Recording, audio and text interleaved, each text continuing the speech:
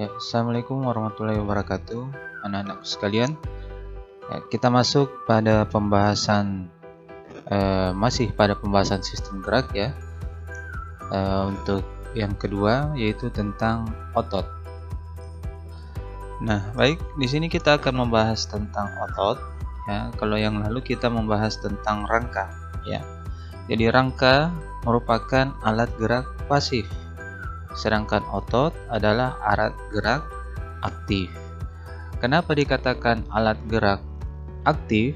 Karena ototlah yang menyebabkan terjadinya pergerakan melalui proses kontraksi dan relaksasi. Nah, nanti kita akan bahas lebih lanjut ya. Nah, untuk otot itu terdiri dari serabut-serabut halus yang disebut miofibril. Ya. Jadi perhatikan gambarnya, dilihat miofibril bergabung ya, beberapa miofibril bergabung membentuk kumpulan serabut otot ya. Di gambar ini disebut serabut otot tunggal ya. Nah, kemudian serabut otot tunggal, serabut atau berkas otot tersebut bergabung lagi membentuklah berkas otot, dan kumpulan dari berkas otot ini nanti terbentuklah otot ya, membentuk otot atau biasa kita sebut daging. Nah, masing-masing ini dibungkus, ada pembungkusnya masing-masing ya. Jadi kalau otot dibungkus oleh fascia propria, sedangkan otot atau daging dibungkus oleh fascia superficialis. Oke. Berdasarkan letaknya atau posisi otot ini dapat kita bagi menjadi tiga. Ada bagian origo, yaitu otot yang melekat pada tulang yang tidak bergerak. Kemudian ada otot insirsio, yaitu otot yang melekat pada tulang yang dapat digerakkan ya. Sedangkan bagian tengah terdapat otot yang berbentuk kumparan, menggembung ya, dan menggembung ini disebut empal atau ventricle. Oke, jadi berdasarkan letaknya terbagi ada origo, insirsio, dan ventricle. Nah, jika kita amati bagian otot rangka dengan mata telanjang, kita bisa lihat ada bagian otot yang berwarna merah dan ada bagian otot yang berwarna putih.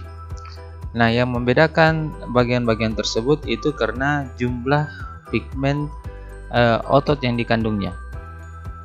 Nah, pigmen otot itu disebut sebagai mioglobin. Kalau bagian otot yang berwarna merah, ya, ini karena bagian otot tersebut banyak mengandung mioglobin. Sedangkan yang putih ini kurang mengandung mioglobin. Nah, mioglobin sendiri itu adalah senyawa protein yang mempunyai peran mirip seperti hemoglobin pada darah. Fungsinya untuk mengikat oksigen. Ya. Tetapi mioglobin lebih kuat mengikat oksigen daripada hemoglobin. Oke, jadi itu bagian morfologi dari otot. Ya, untuk jenis-jenis otot ya,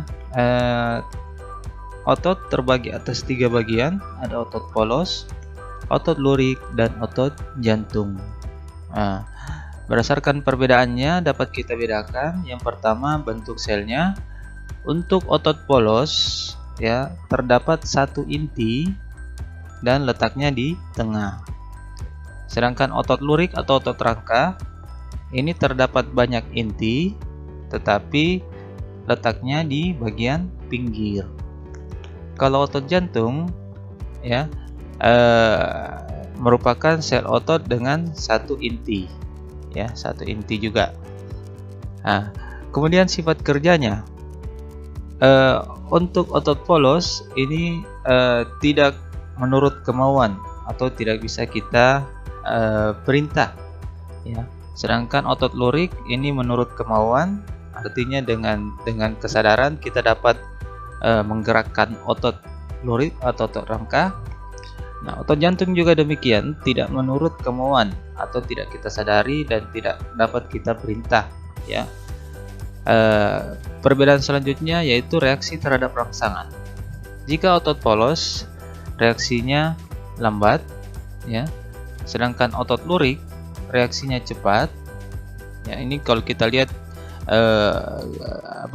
mekanisme gerak refleks, ya. Ya, di situ kita lihat pergerakan refleks itu cepat, ya. Akibat adanya rangsangan, maka pergerakan terjadi dengan cepat. Sedangkan otot jantung, ya, reaksinya terhadap rangsangan itu lambat. Untuk letaknya, otot polos pada dinding saluran tubuh, pembuluh darah, dan usus halus, ya.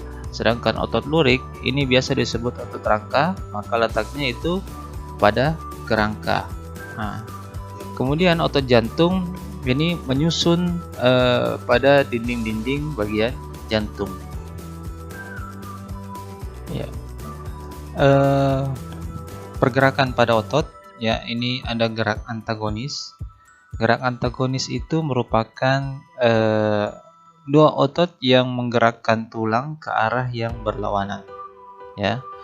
Berdasarkan arah gerakannya, gerak otot antagonis dapat dibedakan menjadi, yang pertama ada fleksi membengkok, kemudian lawannya ekstensi meluruskan, ya. Bisa dilihat di gambar, ada fleksi, ada ekstensi.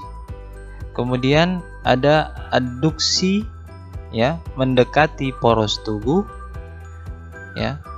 Kemudian abduksi, menjauhi poros tubuh. Lawannya adduksi, lawannya abduksi. Kemudian ada elevasi. Elevasi ini pergerakan pada rahang mulut kita. Elevasi ada mengangkat, ya. Kemudian depresi, menurunkan.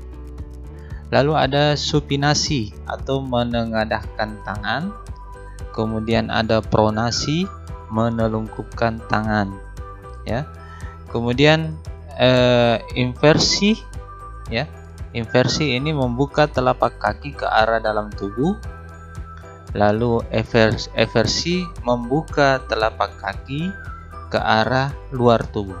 Jadi ini gerak-gerak antagonis, ya.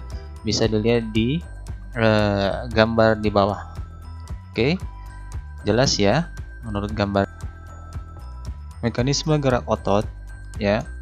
Jadi diingat kembali bahwa otot terdiri dari serabut otot. Dalam serabut otot terdapat miofibril. Nah, miofibril tersusun atas satuan-satuan kontraktil yang disebut sarkomer. Sarkomer, ya, pada sarkomer terdapat bagian garis yang gelap disebut garis Z atau zona Z, ya. Sedangkan garis yang terang disebut zona H, ya. Garis gelap atau zona Z merupakan bagian yang tumpang tindih.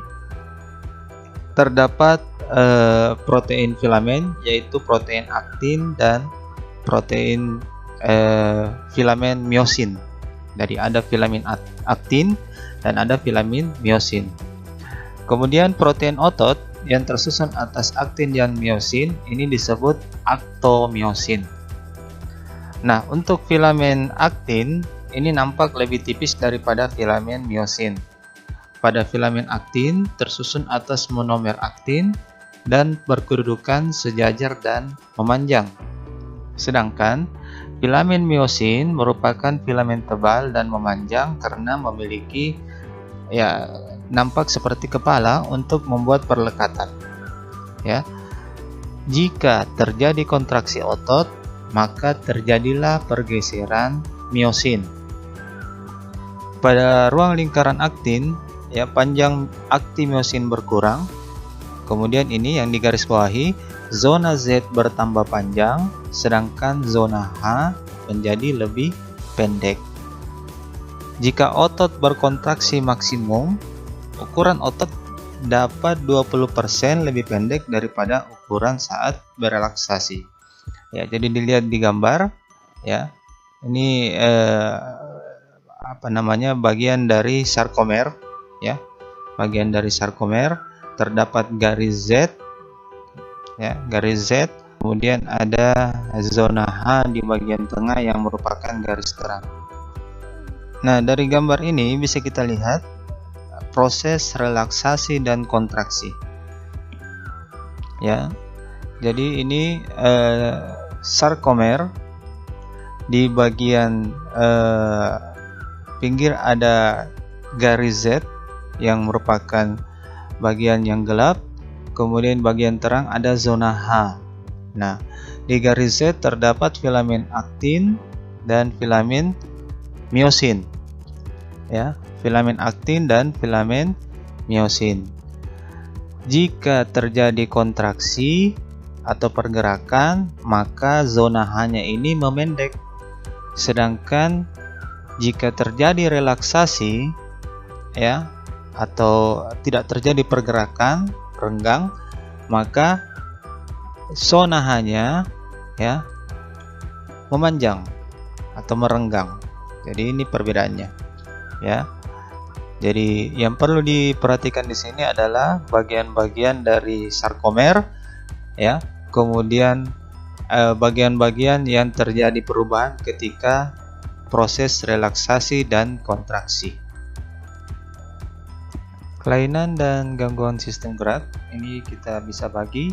Ada gangguan pada sistem otot, contohnya misalnya atrofi atau ototnya mengecil dan tidak bisa berkontraksi. Kemudian ada hipertrofi atau otot mengembang, ya. Kemudian ada hernia abdominalis, tetanus, kemudian ada distrofi otot, ya. Ada miastenia gravis atau otot lemah atau lumpuh.